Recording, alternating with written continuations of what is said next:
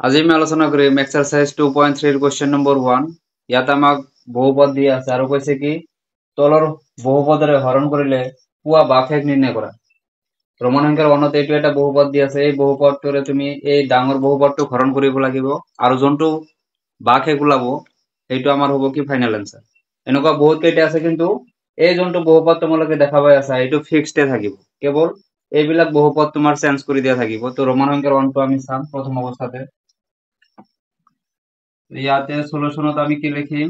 ধৰা হল এই যোনটো বহুপদ আছে ইয়াক তুমি লেট কৰা px বলি ঠিক আছে px মানে কি বহুপদ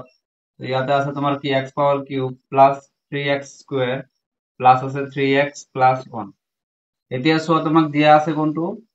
x প্লাস 1 দিয়া আছে এইটো বহুপদ দিয়া আছে তো ইয়াক আমি কেনেকৈ লিখিম ইয়াক আমি 0 ৰ ইকুয়াল কৰি দিম ডাইৰেক্টলি ঠিক আছে নাইবা তোমালোকে শৰ্টকাট ইউজ কৰিব পাৰা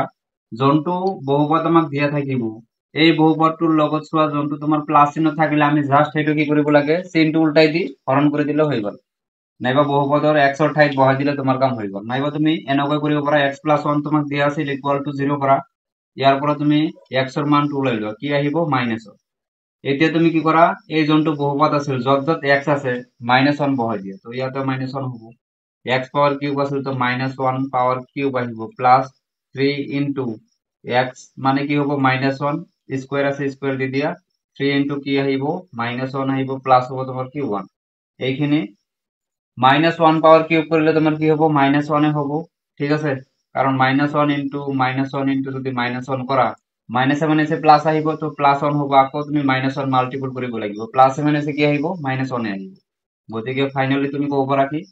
যে এটা তোমার -1 আহিব এটা বস্তু মনত রাখিলে হল যদি পাওয়ারটো আমার অযুগ্ম হয় যদি মাইনাস চিহ্ন থাকে মাইনাস চিহ্ন থাকিব ঠিক আছে 3 এটা অযুগ্ম সংখ্যা যার কারণে মাইনাস চিহ্ন হবে প্লাস করা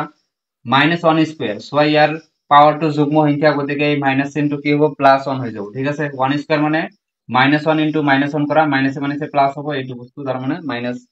ইনটু মাইনাস কৰিলে তুমি কি পাবা +1 পাবা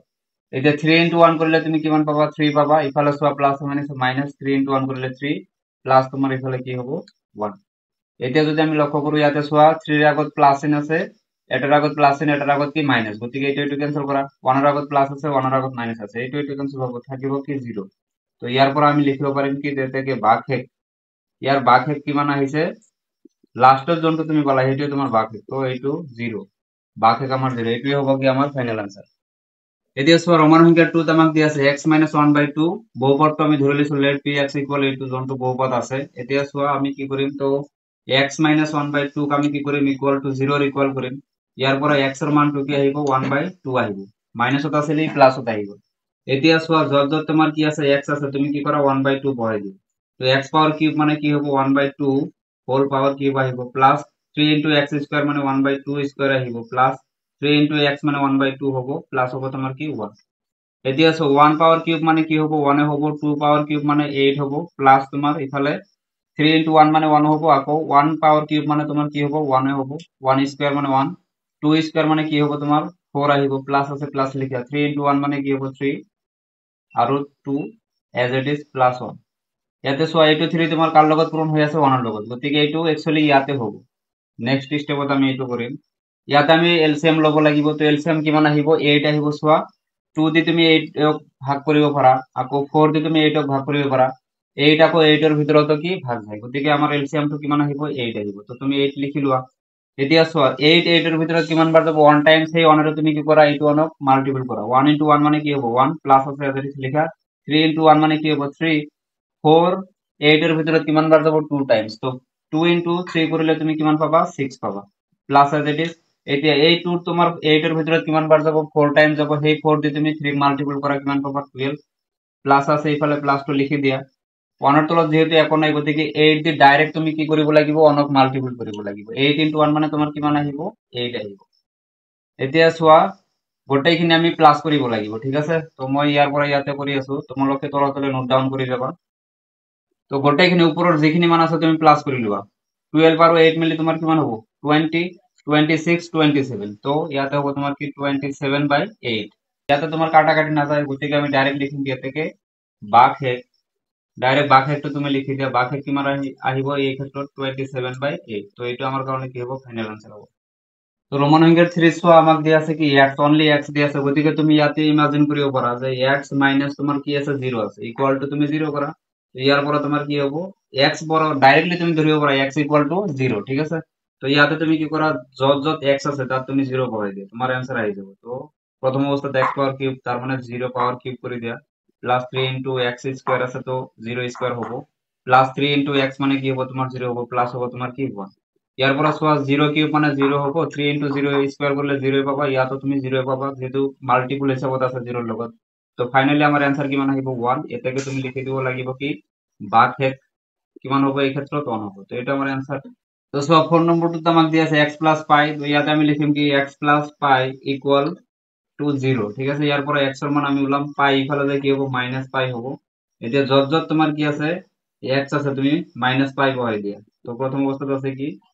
এক্স পাওয়ার কিউব তো মাইনাস পাই পাওয়ার কিউব আহিব, plus three into x square আছে তো মাইনাস পাই স্কোয়ার হবো, প্লাস থ্রি ইন্টু কি হবো মাইনাস পাই,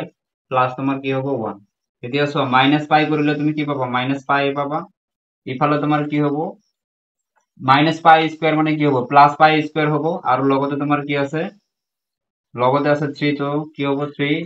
পাই স্কোয়ার, এটা হবো তোমার কি মাইনাস এগুলো আছে মাইনাস থ্রি ইন্টু পাই, প্লাস হবো তোমার কি ওয়ান। তো এইটাই তোমার কারণে কি হবো ফাইনাল আনসার, এ থেকে তোমার বাঘে লিখে দিবা তোমালোকে এজ ইট ইজ, যোনটা আমি পাইছো এটা আমার কি হবো বাঘে হবো, ঠিক আছে। তো এতিয়া চোৱা কুৱেশ্যন নম্বৰ ওৱানৰ একদম ৰোমান সংখ্যাৰ 5 নম্বৰটো লৈছো, এইটো বহুতেই ইম্পৰ্টেণ্ট হয়, এইটোৱে আহি থাকে। গতিকে ইয়াতে চোৱা আমাক দিয়া আছে কি 5 প্লাস 2x,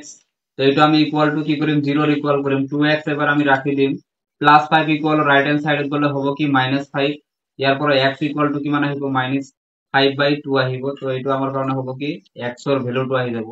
এতেকে তুমি কি কৰা যত যত আমাৰ x আছে তুমি এইটো মান বহাই দিবা -5/2, ইফালে তোমার আছে কি x power cube, that means হবো কি -5/2 পাওয়ার কিউব আহিব, হোল পাওয়ার কিউব হবো, প্লাস আছে তোমার কি 3x স্কয়ার করতে গেলে লিখা কি 3x মানে কি হবো -5 বাই তোমার কি হবো -5/2 স্কয়ার আহিব, প্লাস হবো তোমার কি 3 ইনটু x মানে কি হবো -5/2 প্লাস হবো তোমার কি 1। এতিয়া তুমি এইটো কৰি লোৱা -5 পাওয়ার কিউব তোমার কি হবো, তো এইটো -100 তোমার কি হবো 25, প্লাস 2 পাওয়ার কিউব মানে কিমান আহিব 8, ইয়াতে চোৱা এইটো প্লাসত আহিব, গতিকে তুমি লিখা 3 ইনটু -5 স্কয়াৰ মানে কিমান হবো 25, আৰু 2 স্কয়ার মানে হবো কিমান 4, plus as it is plus মানে মাইনাস 3 ইনটু 5 কৰিলে তুমি কিমান পাবা 15 ডিভাইডেড বাই তোমাৰ কিমান থাকিব 2, প্লাস হবো তোমাৰ কি 1। ইয়াতো চোৱা আমি লসাগু ল'ব লাগে এলসিএম ল'ব লাগে, তোমালোকে অলপ আগতে পাইছা এটা